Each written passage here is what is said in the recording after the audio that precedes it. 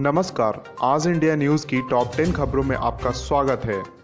सांसद मोहम्मद फैजल बोले, लक्षद्वीप में कानूनों पर फैसला लोगों से सलाह के बाद। अमित शाह ने आश्वासन दिया है। लक्षद्वीप के सांसद मोहम्मद फैजल ने कहा है कि गृह मंत्री अमित शाह ने आश्वासन दिया है कि लक्षद्वीप में कानूनों के ड्राफ्ट पर फैसला बिना वहां के चुने हुए प्रतिनिधियों की सलाह के नहीं लिया जाएगा।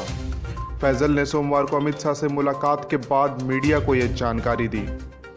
भारत में जुलाई अगस्त तक प्रतिदिन 1 करोड़ लोगों की टीके लगाने का लक्ष्य। केंद्र सरकार ने उम्मीद जताई है भारत में जुलाई के मध्य या अगस्त तक देश में वैक्सीन की सप्लाई बढ़ेगी, जिसके बाद प्रतिदिन 1 करोड़ लोगों का टीकाकरण हो जाएगा। कोविड-19 वैक्सीनेशन पर बनी टास्क फोर्स के अध्यक्ष डॉक्टर एनके अरोड़ा ने कहा है कि अगस्त तक मेड इन इंडिया यानी देश में बनी लगभग 25 करोड़ वैक्सीन उपलब्ध हो सकेगी।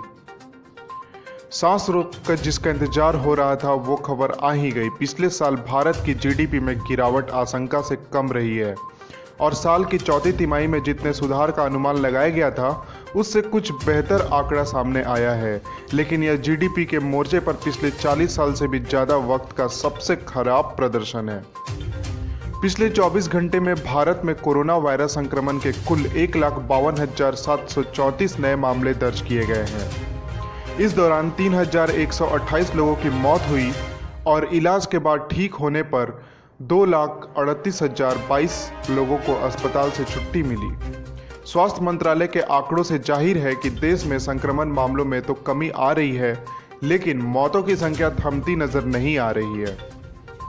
आईसीएमआर के आंकड़ों के अनुसार पिछले 24 घंटे में 16,83,135 सैंपल्स का कोरोना टेस्ट किया गया है। कोरोना टेस्ट अब खुद कर सकेंगे, आईसीएमआर ने निर्देश के साथ किट को दी मंजूरी। भारतीय आयुर्विज्ञान अनुसंधान परिषद यानी आईसीएमआर ने कोविड-19 के लिए रैपिड एंटीजन टेस्ट RAT के महत्व पर जोर देते हुए कहा है कि जिन लोगों में कोरोना संक्रमण के लक्षण हैं, वो जो जांच में पॉजिटिव पाए गए किसी मरीज के संपर्क में आए हैं या फिर रह चुके हैं, उन्हें कोविड-19 की पुष्टि के लिए RAT की मदद से घर पर ही जांच करनी चाहिए। अश्लील मैसेज मामले में टीचर की गिरफ्तारी के बाद खुला पिटारा। तमिलनाडु में इन दिनों चेन्नई की एक स्कूल के मामले के बाद अध्यापकों के व्यवहार को लेकर चर्चा छिड़ी हुई है।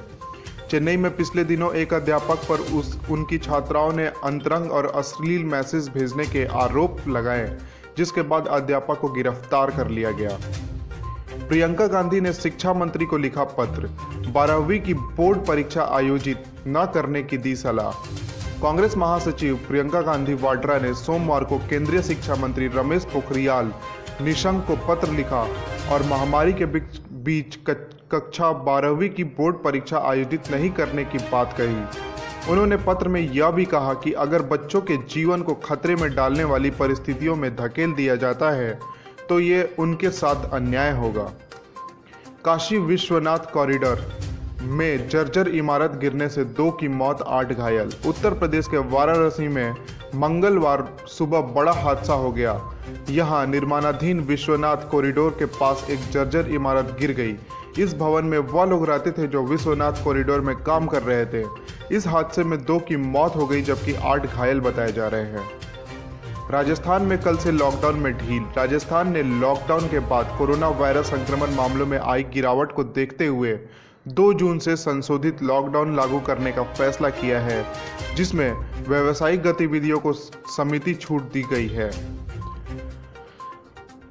गुजरात में डॉक्टरों का प्रतिनिधित्व करने वाले अहम संगठनों ने एलोपैथी और उसके डॉक्टरों के खिलाफ कथित रूप से अपमानजनक बयानों करने को लेकर योग गुरु रामदेव के खिलाफ FIR दर्ज करने की मांग करते हुए सोमवार को अहमदाबाद पुलिस से संपर्क किया। देश की खबरों को जानने के लिए देखते रहिए आज इंडिया न्यूज़।